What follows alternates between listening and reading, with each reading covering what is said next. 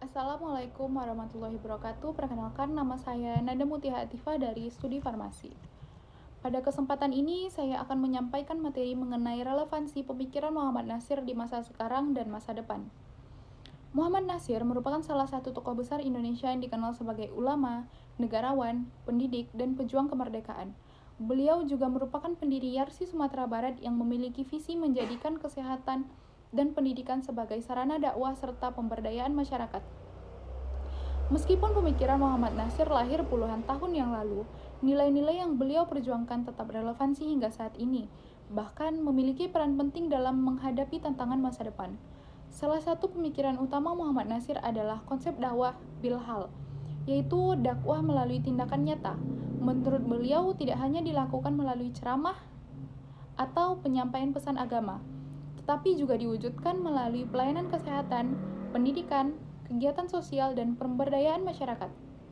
Di masa sekarang, konsep ini sangat relevan di masyarakat, tidak hanya membutuhkan nasihat, tetapi juga solusi konkret terhadap berbagai permasalahan seperti kemiskinan, rendahnya kualitas pendidikan, kesenjangan, dan perkembangan teknologi yang cepat. Oleh karena itu, lembaga-lembaga Islam dituntut untuk hadir memberikan manfaat nyata bagi masyarakat sebagai yang dicontohkan oleh Muhammad Natsir. Pemikiran kedua adalah mengenai pentingnya integrasi antara ilmu pengetahuan dan nilai-nilai agama. Muhammad Natsir menolak anggapan bahwa agama dan ilmu pengetahuan merupakan dua hal yang terpisah. Beliau percaya bahwa kemajuan bangsa harus dibangun melalui pendidikan yang menghasilkan individu yang cerdas serta intelektual, sekaligus kuat secara moral dan spiritual. Pemikiran ini sangat relevan pada era modern saat ini. Kemajuan teknologi, kecerdasan buatan atau artificial intelligence, serta pengembangan dunia digital memberikan banyak manfaat, tetapi juga menghadirkan berbagai tantangan etika. Oleh karena itu, generasi muda tidak cukup hanya memiliki kompetensi akademik, tetapi juga harus memiliki karakter, integritas, dan tanggung jawab moral. Inilah yang menjadi inti pemikiran Muhammad Natsir dalam dunia pendidikan. Selanjutnya, Muhammad Natsir juga menekankan pentingnya persatuan dan kolaborasi umat.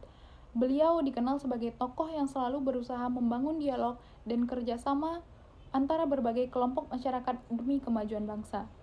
Di masa sekarang, ketika masyarakat sering dihadapkan pada polarisasi, konflik sosial, dan perbedaan pandangan yang semakin tajam melalui media sosial, pemikiran ini menjadi sangat penting.